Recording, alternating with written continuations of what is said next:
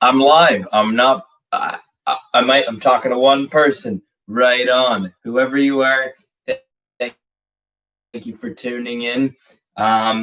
So we're gonna get into this. It's gonna be an incredible lesson. I got a few things to let everybody know about, or let you, that one person, know about. First of all, whoever you are, throw something down in the chat box if you can. Let's get a chat going. How's everybody's week been going? Where are you watching from? If if you're watching at all, right.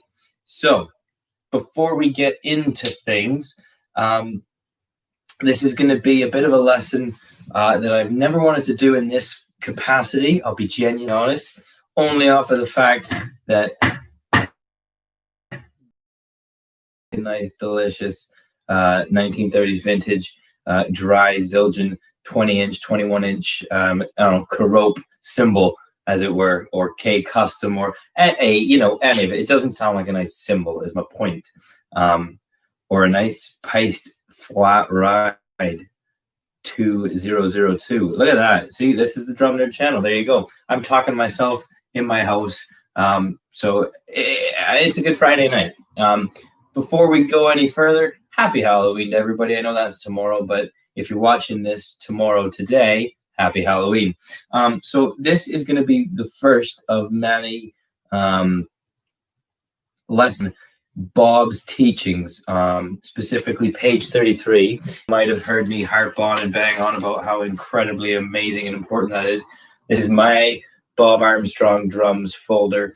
If anything were to be insured in my house, aside from my drums, or even more so than my drums, it would be this book with this guy in it as well, page 33. So we talked about that briefly last week. And so before we go any further into this nerdy lesson, I will be purchasing, hopefully in the next coming few weeks, a house, a flat in London. I'm in London now, but on the edge. And so it's a smaller place out here. And I'm just waiting for the mortgage papers to come through. I know this has nothing to do with drums. Point being, my Christmas gift to myself will most likely than not be an electric drum kit, which means, fantastic. It means that wasn't a very good drum roll, because I don't know if I've been connected yet. Maybe I've lost, maybe I'm back. If I'm back, if you've lost me, I apologize. Point being, I'll have my own house, my own flat in closer to the center of London in the next few weeks. And my treat for Christmas for myself will be an electric kit, which will mean I will be able to, whether there's lockdown or not, I will be able to play drums. I never was for electric drums, but this will give me the perfect position that I can currently be in to record cover songs, proper lessons, and it'll just come out a lot better than just sitting around on rubber pads, right? So something to look forward to, and that will then make all these lessons a lot more enjoyable and a lot more appropriate. So without any further ado, I was hoping that in the next 3 minutes that I talked about all that, I'd have more than one viewer. This is painful, but I guess you start somewhere, don't you? I mean, it took Rome 870 years to build. So really, when you think about that, the guy that first went, hey, let's build a place called Rome, he wouldn't have seen it. His kid wouldn't have seen it. His kid's kid wouldn't have seen it. That's a lot of kids of that guy that wouldn't have even seen the concept. So I'm okay with one viewer right now, because I know in a few weeks, months, years, there will be many more. So page 33, the first lesson we're looking at is only going to be doing measure by measure. So this one is the downbeat, as it said in that little Jazz Cafe thumbnail. So we will be doing the downbeat on the snare, and we can be holding that feathered bass drum pattern, which will just be on the quarter note on the downbeat. And the thing about what Bob was teaching was you're going to do the quarter note on the ride, you're going to do the blues shuffle on the ride, and you're going to do the jazz pattern on the ride, all while doing the downbeat on both bass and snare. Again, caveat, the hi-hat will be stepped on 2 and 4. Obviously, I have no hi-hat, and I don't want to smash my foot into the wood and wake up my neighbors. any more than I'm probably going to. So just bear that in mind, okay? That the 2 and 4 is stepped on the hats quite considerably open, so you get a nice chunky crunch step on that. That is really your backbeat, and then you're driving it with this ride. So luckily for you, the drum nerd, as you've seen in my Bob, if you've seen my How I Met Bob video, you'll know that I did 3 things wrong straight away. But what he then did get me into was learning jazz was just playing the quarter note. Now that motion slowed down is exaggerated. Now he had me do that, so it was come up, so your palm is up and go down and down, down. And then after those 3 months were up, I was informed that I was doing it wrong after doing everything that he taught me. Very Miyagi, very, very Miyagi, this kind of stuff. So I was doing it wrong. Then he said, what we're going to do is we're not going to try and bring our palm facing upward. Try and not do that. That's very difficult when you've got 3 months of ingrained behavior to pull your palm to the surface. So trying to not do that, you get about a quarter of the way there. And that is the perfect amount of motion to get that right sound. Obviously, it sounds like rubber and wood. And I know I'm really going, this is really slow, very nerdy, very in-depth, most likely very boring unless you're a drum nerd. So I'm having a great time. And so then you don't end up over-exaggerating it. You over-exaggerate it for 3 months so that when you try to not do it, the perfect middle ground is met. And that is how you get a nice quarter note feel. So holding that quarter note feel down, feathering the bass drum, right there. I know you can't see, but we're going there. Again, we have no metronome right now because my technical ability is that of a comatose ape. But what we are doing is taking this slow. You might want to BPM check this. It might be about 80, 85. But the good thing about this as an exercise, before we even get the snare doing the downbeat, is this is going to help with the independence in terms of bringing both limbs together. Because if you notice, if I were to flam this, that sounds rubbish. You want to almost not be able to tell the difference. Obviously, you will be able to tell the difference because one is of different sonic frequency there. But you really want them hitting each other at the same time. So word to the wise, if you're doing this, if you're practicing this, now or in the future, really just focus on them hitting together.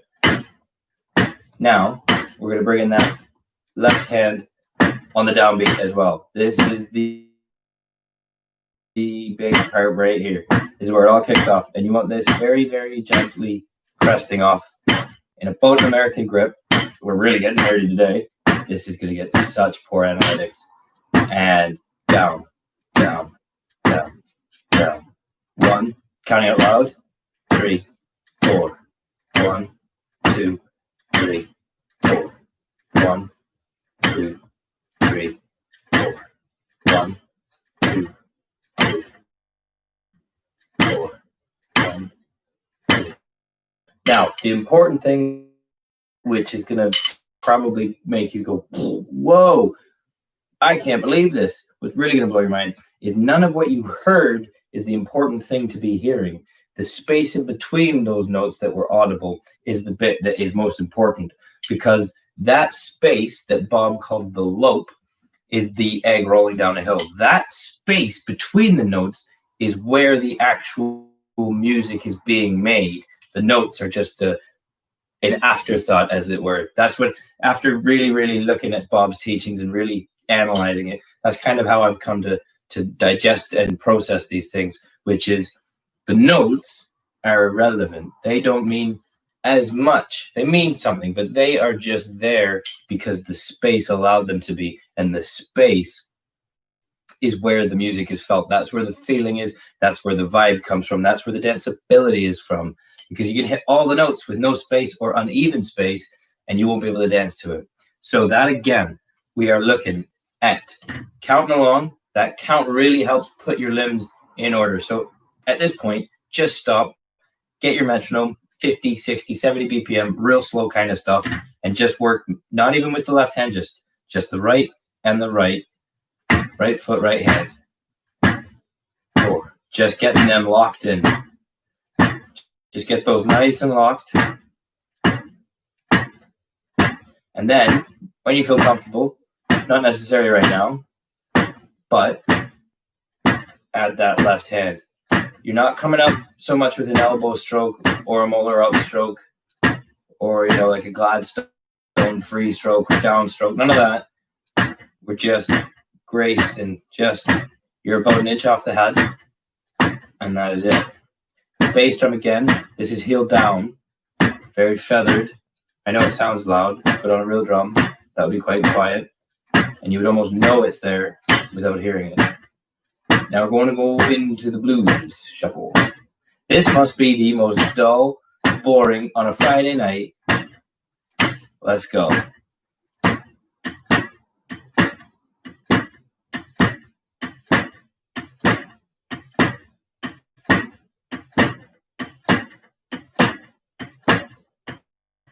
See now, the thing with the blues shuffle, hopefully I can talk and do it at the same time, is you're not playing half of those notes. If you notice, all I'm doing is I'm actually pulling away from the cymbal. I'm getting out of there, but when I get out of there, I'm breaking that, and I'm getting that free stroke. That's when you start looking into molar stroke, Gladstone, Stone, all those guys were talking about getting free strokes or getting more strokes for half the price almost. So this is kissing it. It's a nice little grace. And then you come down for that attack because it's, I think I've lost my connection. So people will try and do that. And if you've ever tried to draw a painting with fine detail using your foot, you'll notice it's a very tricky process to get that accuracy. So what this is more about is just that little quick break and whip of the wrist. You're kind of just breaking it, letting it drop, getting it and putting it back down. So that accent is still the quarter note from before. And this blues shuffle is just the front, the back, the front, the back of a triplet, right? The triplet, you just have 3 of those notes. We're just taking them one in the center out, and there's your shuffle. So let's get into this shuffle. And downbeat. There you go. It's 11:30 at night, a Friday. I'm talking to myself in a computer with one potential viewer that may or may not be either me or my mom. And this is a very dry content. So you want to hold this down though. You want to really, really nail that and make it comfortable. Make it groove. Make it danceable. At a slow speed. Now,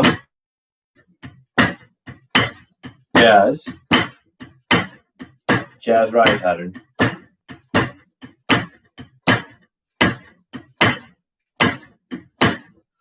Now this is going to be the bit that takes you the most of time. But once you get it, it's definitely going to be like walking, like talking, and like riding that proverbial bike. You'll never forget it. You can always see a Bob student as well in their hand. You'll see a Bob student right away from that. So there's a bit of a molar, wow, I say molar whip. There's a bit of that when you're coming away. So you're down, up, you're getting that free stroke from the blues shuffle that we just did before. So you're down, down, up. Yeah? Right there. So down, down, up. Quarter note, quarter note. So if you want to look at it, this might not be the most accurate way to do it, but if you want to look at it, think about getting quarter note and then adding that little blues shuffle to the end of it. So you're going quarter note, blues shuffle, but the blues shuffle isn't going to be straight up and down. You are kicking that out. Yeah, that was an exaggeration, but you're swinging that out because that momentum will allow for that wonderfully delicious swing feel. There's just something about that can't be had in the stereotypical, unattractively disgusting style of jazz. And this is how I started, and this is why he just erased me from the kit and built me back up as best he could, bless his soul, which is when he asked me to play jazz, he was probably no different than a lot of people in a very poor way, which was that is awful. That's horrible. I sound really mean and rude, but I was there. I've been there. I know what it's like. It's not acceptable. It needs to be eradicated. And there's one way to play jazz, and it's the Bob Armstrong way to play jazz.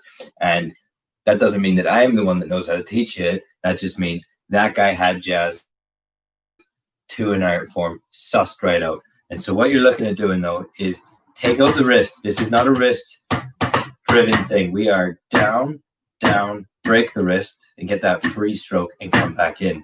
So you're almost creating a bit of an egg on its side. And here we go. Grace note on, sorry, that ghost note on that bass drum. Jazz ride. 2, 3, and 1, 2, 3, 4. 1, 2, 3, 4. 1, 2, 3, 4. 1, 2, 3, 4. 1. Now you want to be keeping that as close to the cymbal as possible, so your grace note is as gracie as possible.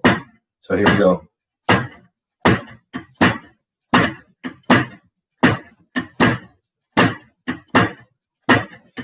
Now when you're getting that kind of wrist break to get that free stroke, that grace note, your fingers are coming away. You kind of pull them away, let that break, and catch them back up at the top. This will be a process that takes a lot of time to work on, right? So just hold that down.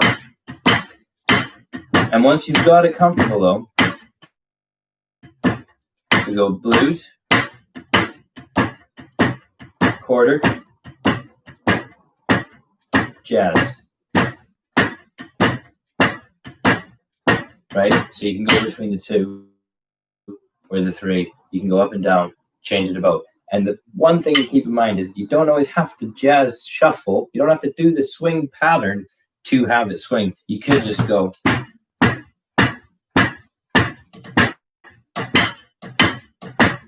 Get that upbeat on a snare. Get a bit of a comp going on there.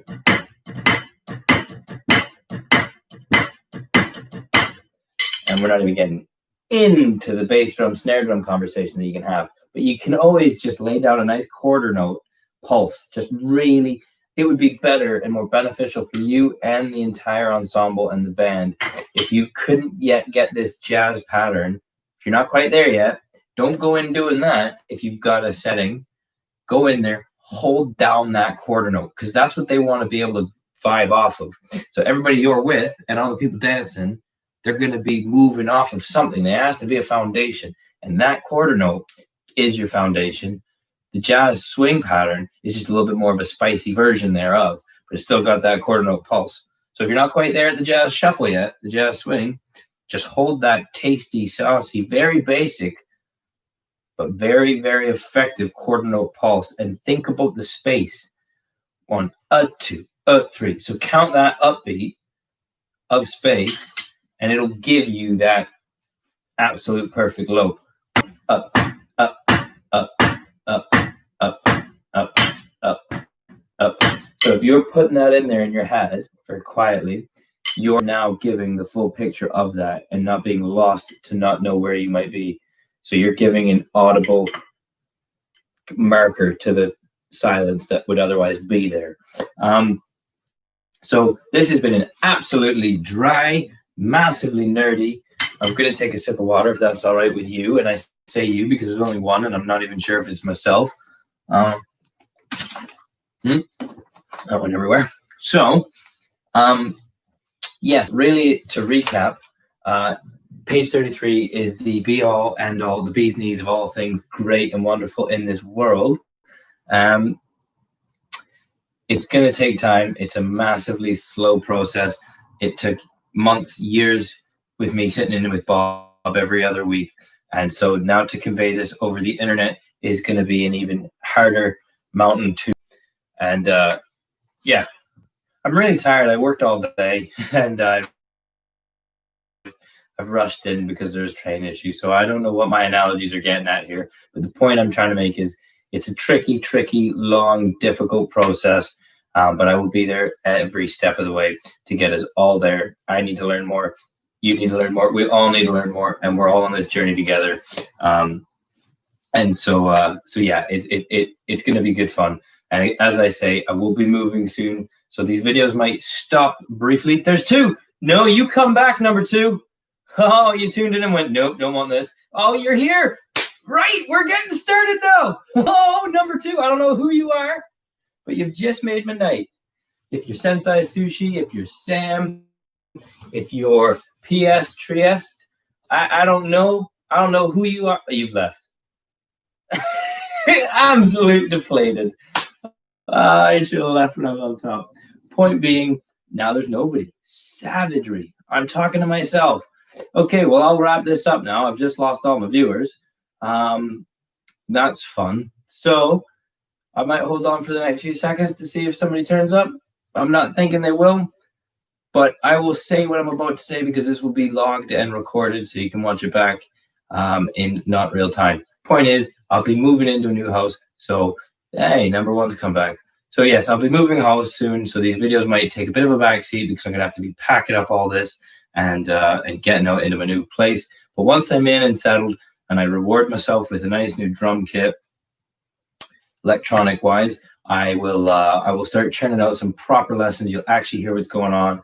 And so I'm committing to this. So if I do this, it'd be great if we could just have a few more viewers commit to watching these covers, lessons, the whole thing, you name it. So we'll get right on it. I'm about to wrap this up now. It's been a good lesson. I hope whoever's watched this, I hope you've gained some knowledge. If you're not a drummer, I hope this has still helped you. If you are a drummer, I hope this has helped you. It's a crazy world out there right now. Number two is back. I might leave now while I'm on top before it goes back down to 0. Yeah, it's been a good lesson on jazz on page 33. We're looking at the downbeat, and ultimately what it sounded like was this. There you go. Number two, that's what you missed. And then again. Number two is not very nice. So we're going to leave now, but it was good to get these analytics up. So unless anybody has something to say in the comments to kind of let me know that you were here and you had a good time, if there's nothing more, then in 3, 2, 1, have a good weekend. Happy Halloween.